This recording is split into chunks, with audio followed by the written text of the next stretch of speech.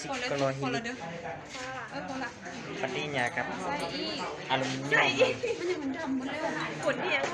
ขนเนี่ย โคตรแห้งแล้วเป็นสีหนัก เส้นไหลเป็นเจ้าเส้นไหลอ่ะฮะทุกไส้น้อยเดียวสามส่วน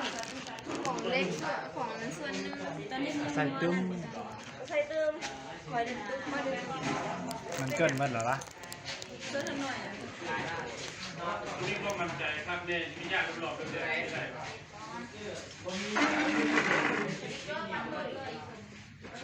ใส่3พวกอีกเลยเกินหมดเลย เอาไส้แล้วหิบเอาออก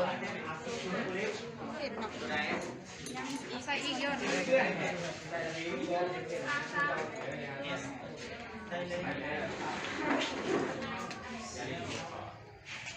สั้นด้วย นี่เลยอ่ะโอเคป่ะ แค่นบ่ได้ลิ้นโทรศัพท์ลงมาถ่ายเราไม่ได้เลย ส่วนอันนี้ค่ะเส้นนี้ยังพี่หมด3ส่วนนี่ใส่เดียวนี่นะเอาไส้เลยก็ดีนะจิเป็นเอาไส้เลยก็ดีนะตอนนี้นี่บ้าง มาใส่เก็บได้แล้วครับมึงเอาอะไรมันเกิดเนี่ย ส่วนที่มาเป็นยัง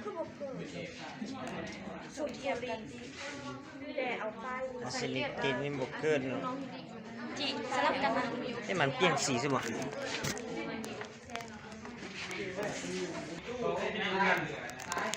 ต้องพร้อมให้ เมื่อกี้นี่ใส่ผิดใส่ไปผิดตัวอะซิซูลินนี่บ่ได้ใส่อุณหภูมิใส่แต่มันบ่เกิดปฏิกิริยาสั้นเฮาเอาไปจุดแล้วมันจะเกิดปฏิกิริยาต่อไป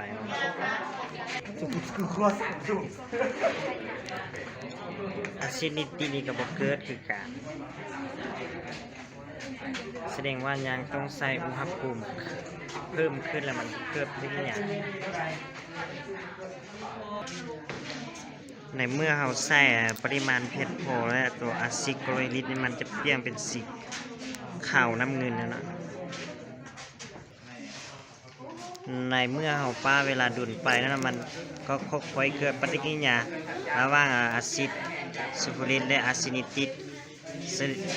แสดงให้เราเห็นได้ว่าอะซิดซูฟูริกนี่มันจะคุ้นขึ้น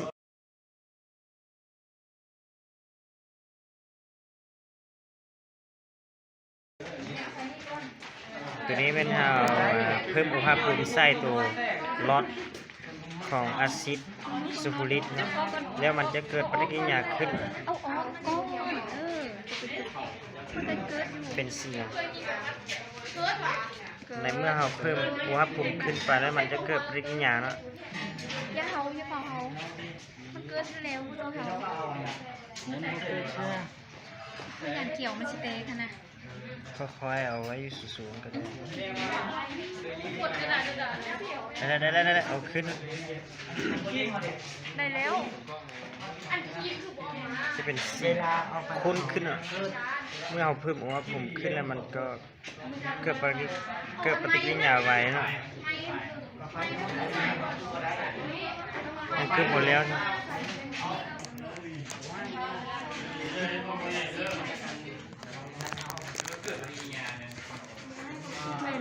ในเมื่อเราเผาดุนไปแล้วมันก็ใสนะเอาขึ้นไหมเวลาคือแล้วต้องเป็นสียังจะเที่ยงสีข้นเป็นสีใสขึ้นถ้าดุนไป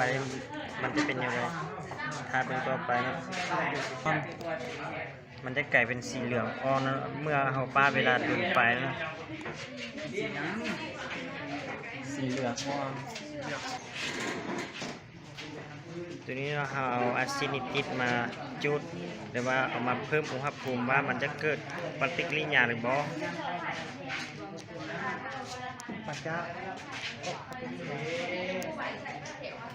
ในเมื่อเราเพิ่มอุณหภูมิขึ้นแล้วมันจะเกิดปฏิกิริยาแล้วสีมันจะกลายเป็นสีกระเบาเนาะสีเหลืองมาแล้วเอาไหนไปจูนอ้าว บอกเลย จุดดื่มยังเกือบหมดแล้ว เด็กมันเป็นซิงเกิลเผื่ออาจารย์ว่า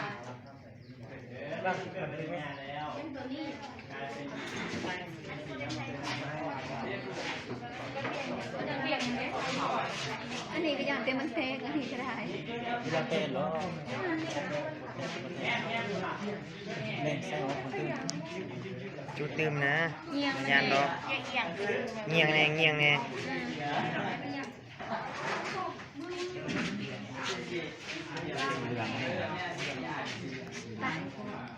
เล็ก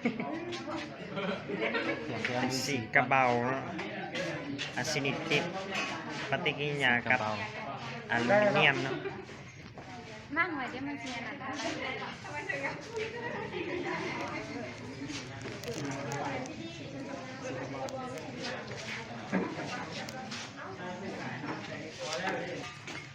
ตัวนี้เป็นอะซินิติกเนาะมันจะเกิดเป็นสีกระเบาและรสนี่เป็นอะซิดซูฟูริกเป็นสีเหลืองอ่อนเนาะ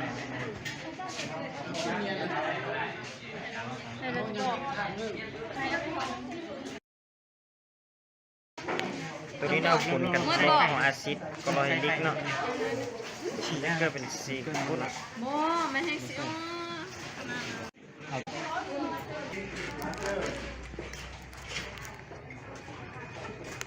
คือขอกระตาลูก